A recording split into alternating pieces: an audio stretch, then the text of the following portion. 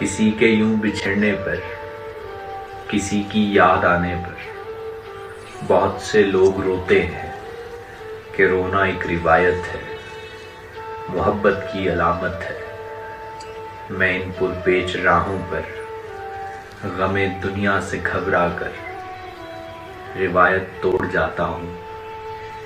तुम्हारी याद आने पर मैं अक्सर मुस्कुराता हूँ।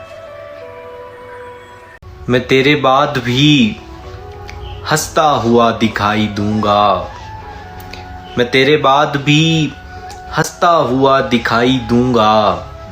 ये मेरा दुख है, इसे माँ बाप को नहीं दूंगा।